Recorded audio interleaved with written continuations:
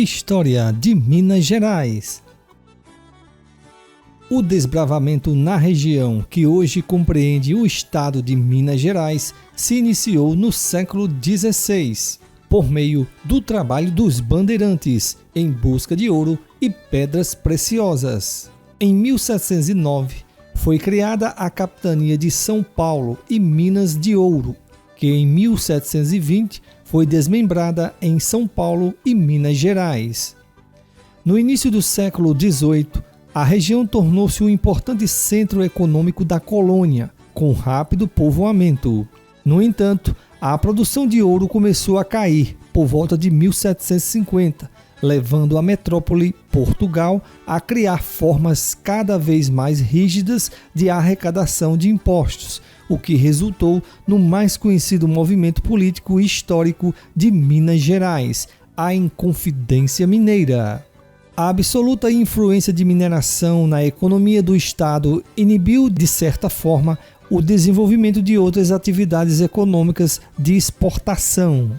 Por muitos anos, apesar dos avanços advindos da produção de açúcar, fumo e algodão, Minas Gerais continuou baseando sua economia nas grandes fazendas. O lento avanço da economia de Minas, como o de toda a colônia, foi acelerado com o advento da produção e exportação de café.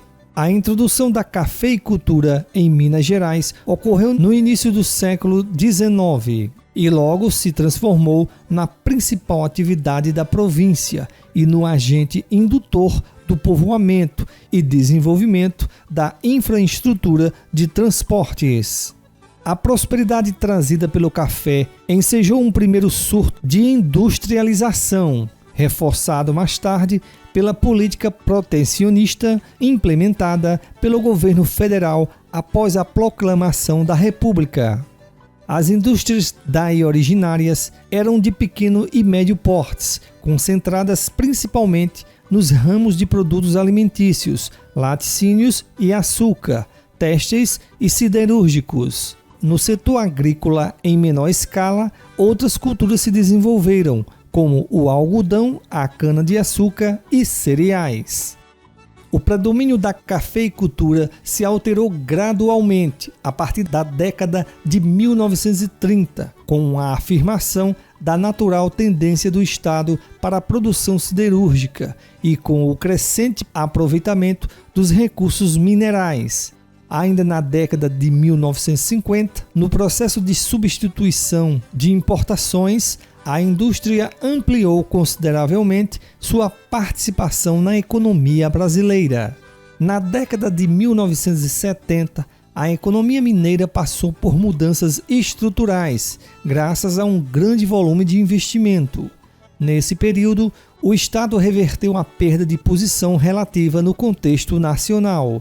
Iniciou-se então um processo de adensamento e diversificação da sua estrutura industrial, de consolidação de novos setores industriais e de ampliação da inserção nacional e internacional da economia mineira. O movimento que inspirou a bandeira de Minas Gerais, símbolo maior do estado, surgiu com a intenção de romper as relações entre a colônia e a metrópole. O movimento reuniu proprietários rurais, intelectuais, clérigos e militares numa conspiração que pretendiam eliminar a dominação portuguesa e criar um país livre no Brasil em 1789. O ideal iluminista que difundia-se na Europa ao longo do século XVIII e a independência das 13 colônias inglesas na América do Norte, que, apoiadas nas ideias iluministas, não só romperam com a metrópole, mas criaram uma nação soberana, republicana e federativa. Influenciaram diretamente os colonos mineiros que passaram a ansiar por liberdade.